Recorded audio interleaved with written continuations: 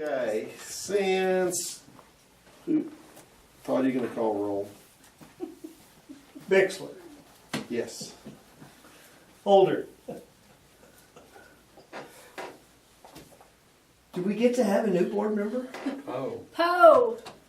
Yes, so far. Poe. Here. Okay. First off, we wanted to welcome Alan Poe to the Avard Rail Thank you. Authority. Have you already taught him the secret handshake yet, Todd?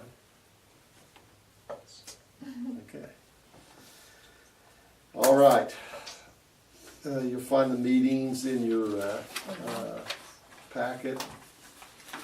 Take a quick look at those minutes, and if there's any additions or corrections, we'll make them. If there are none, we will approve them.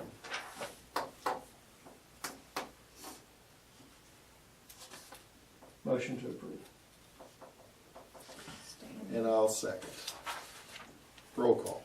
Poe. Yes, You have to abstain, you weren't here. that would be good. Bixler. Yes. What you're calling me for. Holder. Yes. Okay. This one should be included. Item number 4 is our motion to determine whether we need to enter into executive session. I don't know anything. Okay? Seeing, hearing none, we'll move down to item number 8. And Alan, this is always probably one of the highlights of the meeting. And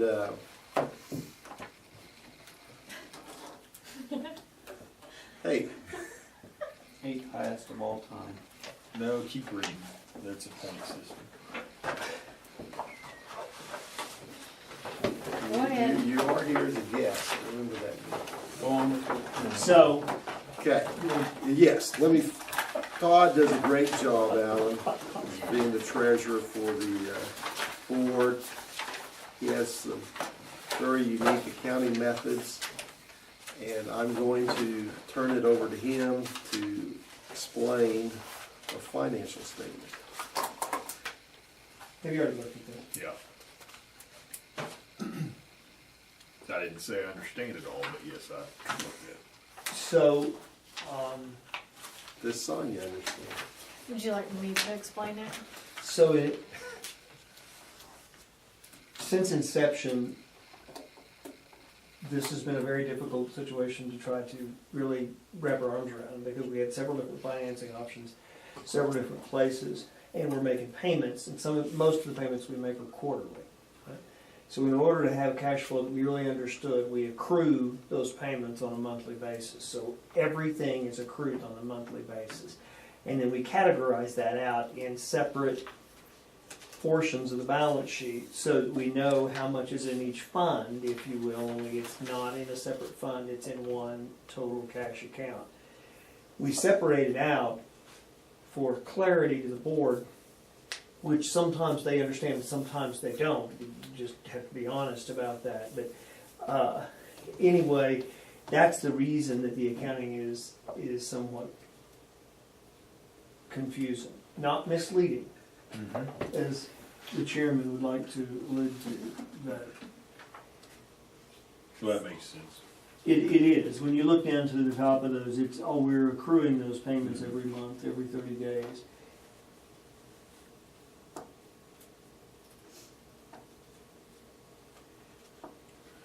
And we do have equity, and we are substantially reducing our long-term debts.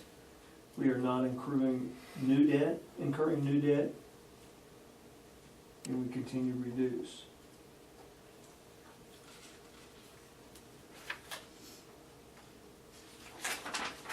Cash flow is just that, past the balance sheet and the income statement.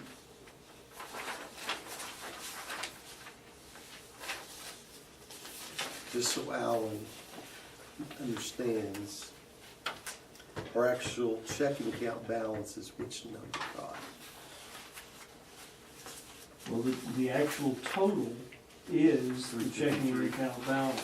Okay, minus the accrued. Well, that accrued is in that account. Yes, but we can't spend it. Right.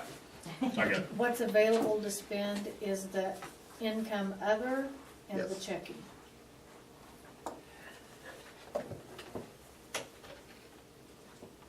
It's all available to spend. Yes, We're just categorizing it so in we our know we have it. small baskets so that we can dump those baskets on a quarterly basis when we need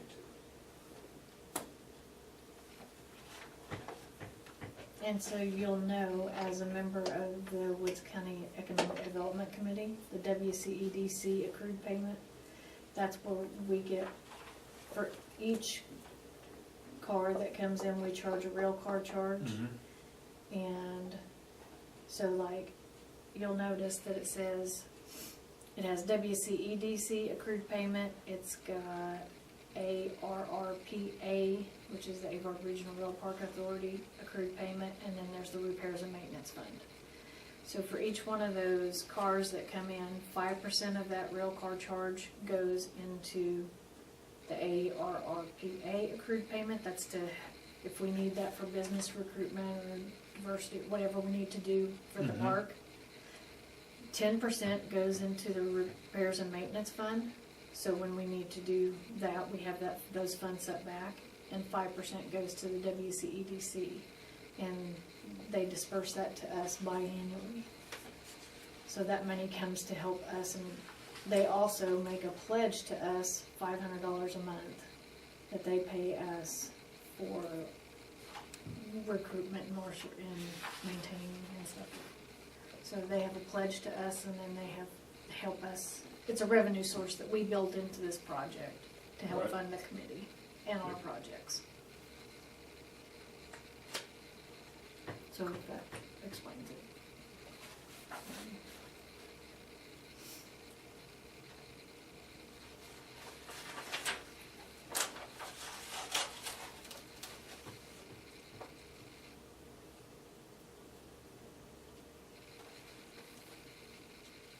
Anything, let's go to the, since Ed isn't here, let's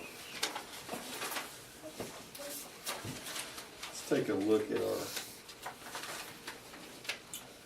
monthly profit and loss. Would you like to elaborate any on that, Todd? Nope. What about cars coming in? Nothing extra. I believe we had one train that we got paid for. It actually may have come in at the tail end of last month. And actually, the amount I have in there, I got an update from her yesterday. And instead of it being the $10,780, it was a 100-car train, so it is 11,000.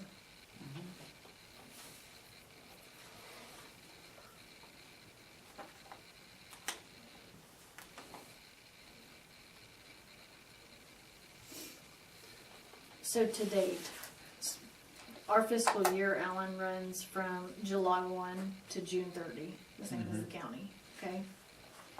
So from July 1 to date, and we'd have to add, but it shows that we've brought in rail car charge $76,670 Right.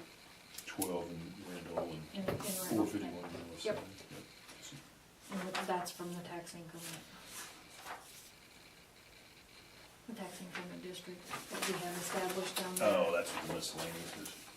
No, The it's, easier place to see that is this. Yeah. yeah.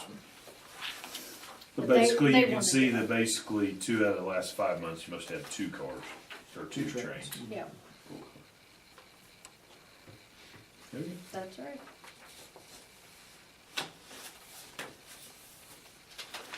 Okay. Very good.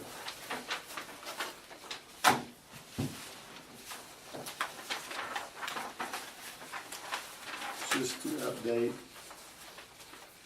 both current and new board members, what is our, how would you rate what we've accomplished in the last 12 months financially?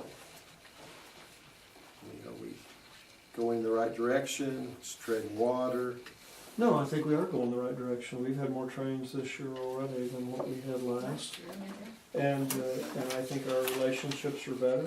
I think our number of times we've shown the park and our interest, you know, and so far, since the inception that I can remember, our inquiries are driven by the oil price.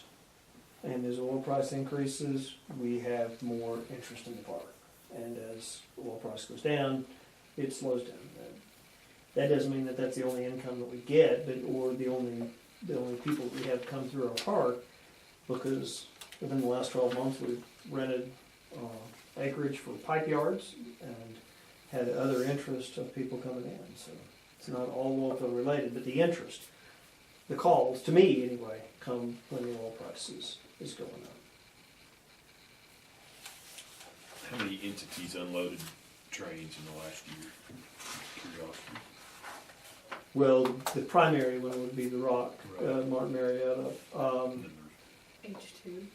H2, and then if you want to use the asphalt company as a third entity, even though they bought the rock from Martin Marietta, that would be 3. Okay. So I don't think there's any more than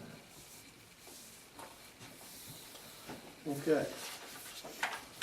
Do we have a motion to approve the finance report? I can improve that.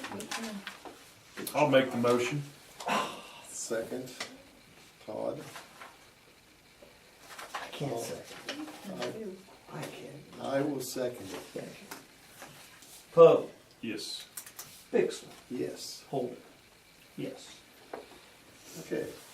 Item number 8, excuse me, is the executive director report.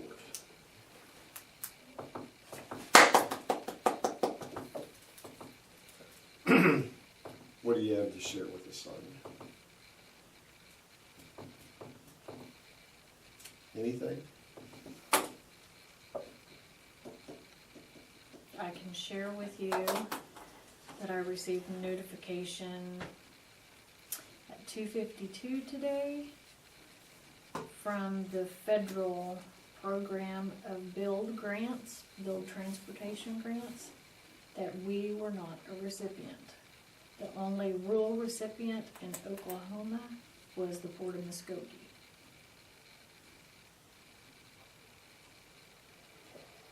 Okay. And that was through the build program, which in our meeting with our legislators and everything, they said that we had to go through all the appropriate hoops and jump through those first before we could push more with them. So we're doing our requirements. I'm gonna tell you that I'm not surprised. There was 3 recipients in Oklahoma. The only rural one, like I said, was the Port of Muskogee. The other was the interchange in Oklahoma City, and the other one was Tulsa. So, Train related to Tulsa. yeah. So, And the Oklahoma City and Tulsa were substantial. and I'm gonna tell you, and Todd, you can validate, the biggest reason is population, with the fact that we have skewed the high, medium income, we have low unemployment. I mean, everything works against us being able to get grant funds. Everything that's good for a Yeah. community works against us in the grant process. It does. And regardless of what we have to offer necessarily, or how much even matching funds we have, that's inappropriate. They want massive job creation, and they want high unemployment. And that's what we're running into with the application to EDA, that is so much of that is based on job creation. And you get closer to the cities, they create hundreds or thousands of jobs, and for us, 20 jobs is a huge deal. There's not a per capita ratio associated with So, And as we get these companies that send out these prerequisite information sheets that we get, RFPs, you know, our likelihood of grabbing one of those is probably as good as getting a grant. Or if we get a regional RFP that we fit the bill for, where we can get some support from the State Department, then we're gonna have a better opportunity, right? Because we have some very, very unique things, like a rail system that is BNSF ready, build ready. And there's not a lot of places in the state of Oklahoma that have that. And so once one of those build grants comes through, and that's the reason the infrastructure of the park is so vitally important, that we're lacking on, that we need these grant monies for, so that we can build infrastructure in the park, because we're limited because of our infrastructure in the park to what we can actually do in the build grants. Now, I haven't heard anything through the Federal Rail Administration yet, and we're still working on the water and wastewater application, so, I mean, And our applications aren't dead in the water, they're just dead as far as the build grant's concerned. Like Right. Tony said, we're just checking off the boxes of things that we have to do before we can move forward on other things. I did go to the rural development workshop last week, and you know, the big thing that everybody's been talking about is these opportunity zones. Well, just before people start asking me, I'm gonna tell you, there is no opportunity zones anywhere near us. Federally or state recognized opportunity zones. Because of And- the aforementioned. Yes, so if you wanna know anything about that, go to McGaffey and Taft's website, and there's a free webinar that will tell you all about it, but I'm just gonna tell you, we have nothing that fits that. So, we're not dead in the water, but I will tell you that we get that notification, so I need to let you know that. Check that box off.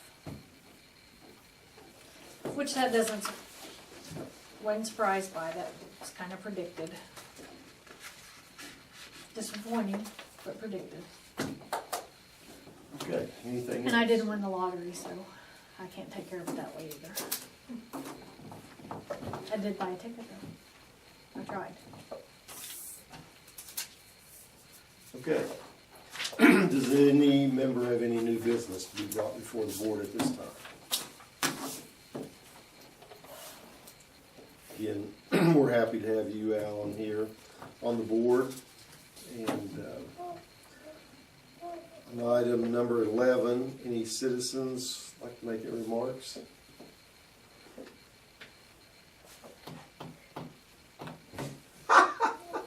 That's illegal. Can't do that. So I think the only thing we have left is, wasn't Alan supposed to bring refreshments? Did nobody tell him? Did not. I did get your email now, so I will send you notification of the Great. refreshment night. Yes, that was Yeah, very place beneficial. still open. I'm just gonna Neil's say, got a charge account. yeah, Mr. Chairman, I move we adjourn. Alan, thank you second for that. being willing to serve. Roll call. Bixler, Yes. Poe, Yes. Holder, affirmative.